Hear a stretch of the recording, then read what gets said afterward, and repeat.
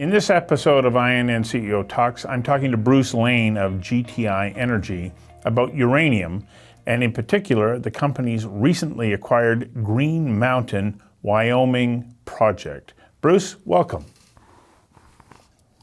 Hi, Stuart. It's good to be with you. Tell me about this project. It's a rather exciting acquisition. Yes, we've already got a good position in the Great Divide Basin, and the Green Mountain is right next to the Great Divide Basin and abuts a lot of very interesting projects. The ground adjoins Rio Tinto's projects to the north, and immediately to the south we have projects held by UEC and Uranium. So we think we're in a really good prospective spot. What do you know about the resource that's in the ground at this point?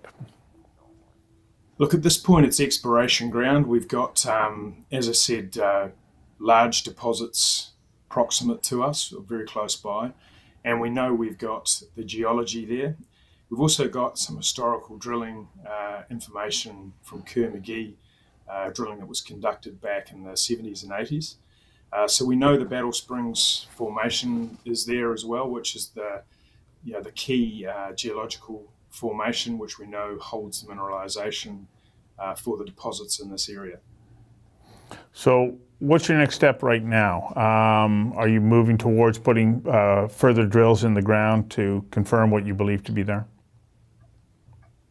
We've already done some preliminary exploration work on Green Mountain, but obviously we wanted to wait until we settled the acquisition before we move on and really invest in further field work.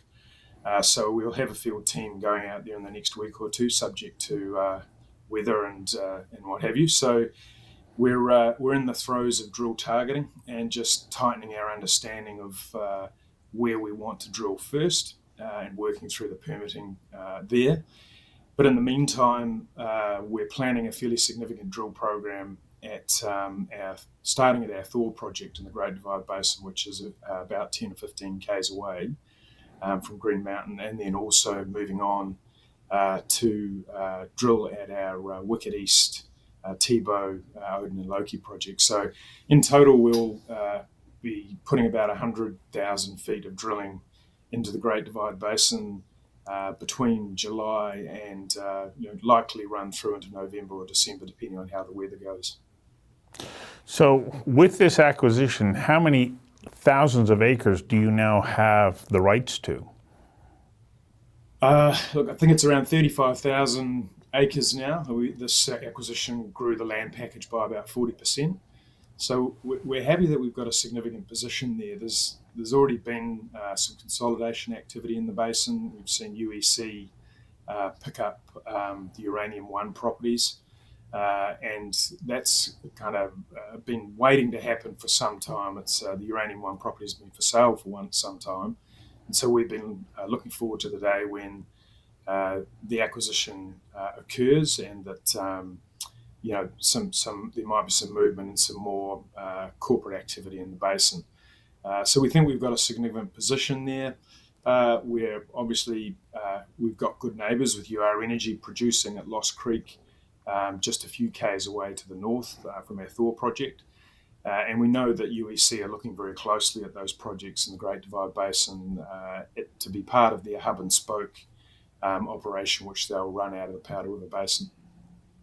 Well, there's no doubt that right now is a unique time to be in the early stages of the uranium market. We're starting to see dramatic changes, and over the next 5 to 7 years, there's going to be, by all indications, a dramatic rise in the demand for an increase in uranium supply. When you look at this market right now, where do you think you are in that intersection curve? Are you perfectly aligned for it?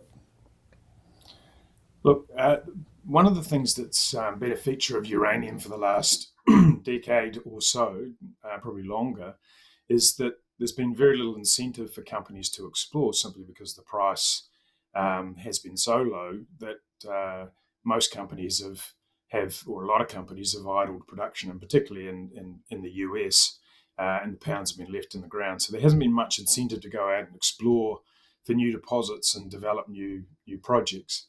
So we see ourselves in that part of the cycle. We're onto something at Thor. We've located mineralization that we know is amenable to ISR mining, and really our program there is designed to build out a resource. And then once we've got those pounds in the ground, clearly we're able to be valued more readily, and we're of more interest to our neighbours, and we have the potential to go on and develop those projects and produce uranium. So that's where we are in the cycle. We think we're aligned with the cycle. Clearly, those that have got production assets that are idled or have development projects that are approved, we're getting pretty excited that in the next couple of years they'll be able to bring those projects back into the marketplace. But there's going to be I believe, a very extreme fluctuation in the price before that occurs. And ground is going to be of real value, ground that you can explore on, and ground that clearly has pounds in it. And we know that these properties in Wyoming have mineralization under the ground. We've got to go through a process of defining those pounds. So, for investors who are watching this interview right now, what's the most important message that you want them to go away with as they consider, GTI Energy for their investment portfolio? We're leveraged to the discovery of pounds in a rising market. So we know that the price of uranium at the moment is still below the incentive price, and we believe the incentive price, and I'm not making this assertion. It's Rick Rule that's making this assertion, so you can trust him rather than trust me. But it stands to reason that no new projects will get financed on the basis of $50 or $60 a pound. It's going to be around $70 to $80, I would expect, in terms of forward contracting. So in order to encourage new pounds out of the ground, that's the incentive price. And so we know that the pounds that we have already identified in the ground, although I can't talk about how many there are because we obviously haven't put out a JORC or an NI 43-101 report yet, we know those pounds are going to be increasingly more valuable. So what we would like as investors to come on now when we think we're significantly undervalued versus the potential that we have, and to enjoy the ride up as we make progress, define pounds in the ground, and enjoy the ride in the cycle where the uranium business in North America and the US in particular enjoys a spectacular renaissance, which is what we think is happening now. Well, I think you're right. All indicators are that the uranium market is in for a very, very enjoyable ride for those who are in that marketplace. It's interesting to see how it's changed so much in such a short period of time. After about 9-10 years of it just being, a stagnant market, the demand and the price is rising rapidly, and there's so many geopolitical factors at work. Yeah, that's right. I think it is quite a dramatic turnaround, and I think we see it in public opinion. There's a lot of other factors. You've got government support. You've got the nuclear industry turning around from shutting down reactors to desperately trying to build new ones. And that's all over the world, whether it be France, Japan, South Korea, and even in the US, where Diablo Canyon looks like it may not be retired as per plan. So you've got all those factors all happening at a time when supply has been constrained quite significantly, and you can see that coming through now with by all accounts, the supply of UF6 has basically dried up, and you can see the price of UF6 has really responded. So uranium is the next part of that value chain, and we're seeing a tightening in supply there. So there are a heck of a lot of factors, and then a lot of polls that have been conducted recently, and this is all over the world, really acknowledging that nuclear power is such a fundamental part of the energy mix going forward. If we want to invest in renewables, we need that baseload support. And even here in Australia, which is one of the places in the world that's been has written into our laws that it's not legal to generate nuclear power in Australia, public opinion now appears to be moving in favour. The politicians take a while to catch up, obviously, but we know Rasmussen conducted a poll in the US recently that showed that 53% of Americans wanted to see more nuclear power plants built.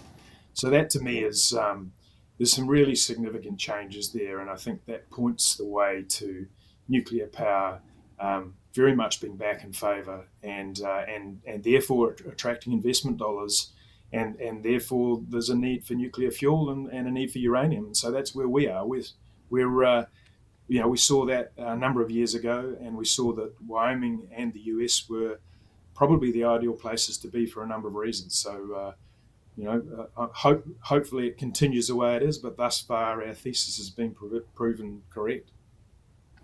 Well, I think that you're in a good spot, and I'm looking forward to having you back for further updates in a few months, because this is a very exciting market for you to be in.